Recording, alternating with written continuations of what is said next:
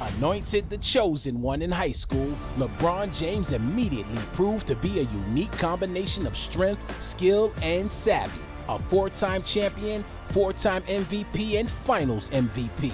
The King ranks third all-time in career scoring and continues to write his legacy. Here he comes the other way. There's your first James Jam of his career. LeBron, you would think he's from another planet. For a guy his size, I don't know what he weighs. Look like he weighs 260, 270 or something like that. But his quickness and agility, it's just unbelievable. I don't think you ever see another player like that. LeBron is in a class of his own. He is absolutely unique. He's Michael. He's Magic. He's Kobe. He's Jerry West. He's Bill Russell. You take all of these great players and you put them in a blender, mix them up.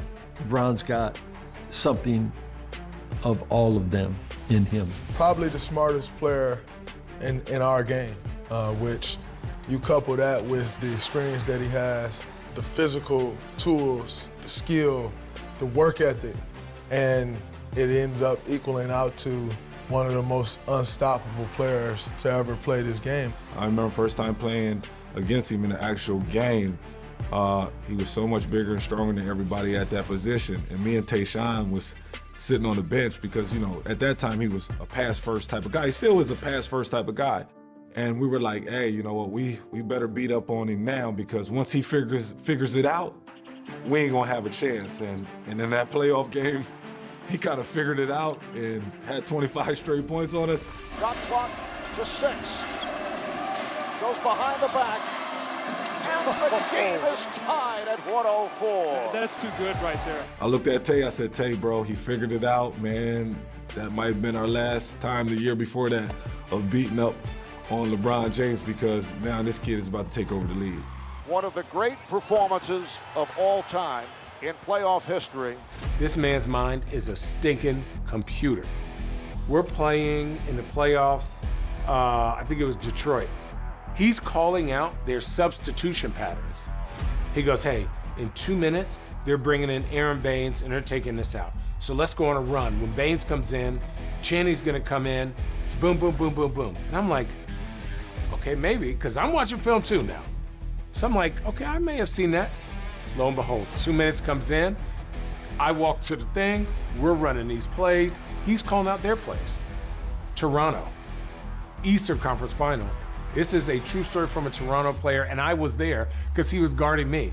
They come out of a timeout, and Kyle Lowry throws his hands up, whatever, and the guy goes, dang, I didn't see the call. Brown goes, you're supposed to be in the corner, and then you're gonna cut across, he's gonna sit a down screen, you're gonna come over, we're gonna switch that, and then Kyle's gonna have to play me one-on-one. Kyle plays it well. And the dude goes, stop it. I said, this is every day. This is every single day. LeBron, the king. I can remember one time and being in Cleveland, being picked up one of my friends. Where we going?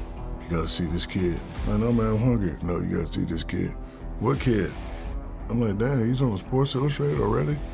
So we pulled in the gym in Cleveland and it's packed. And I see this kid and I haven't seen nobody dominate high school like that since me. And I said to myself, he can go pro right now. LeBron James' career has spanned nearly 2 decades now, and your careers aligned for the first one of them anyway. What was it like to game plan against a young LeBron James? Well, I think it's interesting with LeBron, for a young guy coming into the league, his strength, his athleticism, his basketball intellect, his feel for the game was just incredible. And to lace him up, to go against him for the first time, you're kind of blown away. Like, this guy's not that young. He has a seasoned game. He has experience. He has a great feel. And he was like the first guy out of high school directly into the NBA who didn't need to ease his way in. I mean, he came in with a big splash. He asserted himself. He let everybody know that he was the real deal. And to be so young was so impressive. And so he was a nightmare, even back then, the game plan for. He was still on the defensive end. I don't think he was up to where he eventually became, but a great player right out the gate. Impressive to watch and certainly difficult to prepare for. And he won often, even before he was wearing several rings. What did it take, though, for him to become a champion? You know, it's interesting. I think he did. He won. He got to a finals. But I think a few things might have occurred in terms of him becoming a champion. And really just for this era and this generation, I think the standard when it comes to championship basketball, I think one, USA Basketball. He won a gold medal in 2008, the Beijing Olympics. I think being in that environment, learning from Kobe Bryant, learning from Jason Kidd, some of the veterans as a young player, I think that really served him well at that point of his career.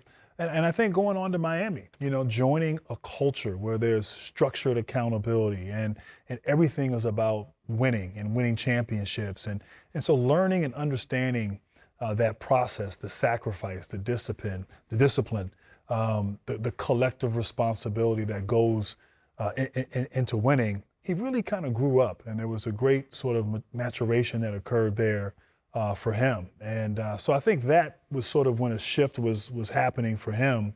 And he was off and running and was in the finals, it seemed like every year for a good portion of his career. When his career is finally complete, how will LeBron be remembered in the story of basketball?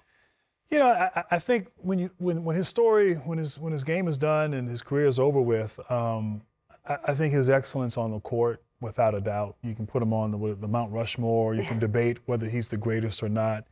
But I think certainly he will be remembered for his accomplishments on the court, but also off the court. You know, I think he kind of took the mantle from the sports marketing standpoint that Michael Jordan had started, and he took it to another level.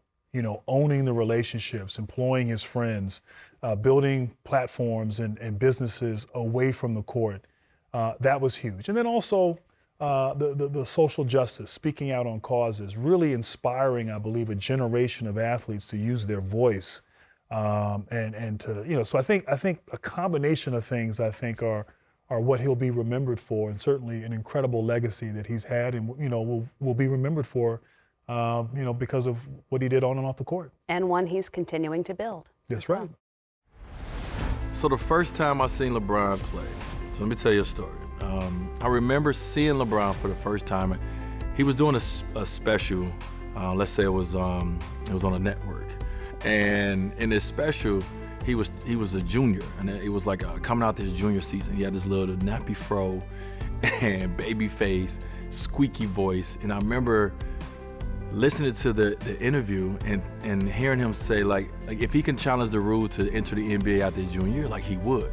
And I remember thinking, this cocky little, what? He could leave high school after junior and go play in the NBA? And then he had the game on ESPN with Dick Vitale, just that whole, you know, the first high school game that we seen.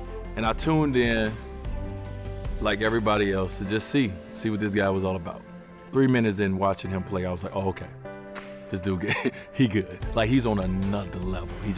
He was a star. Like, to have that moment, to be able to perform like that when this moment was so big and he made it look so easy, you knew he was a star.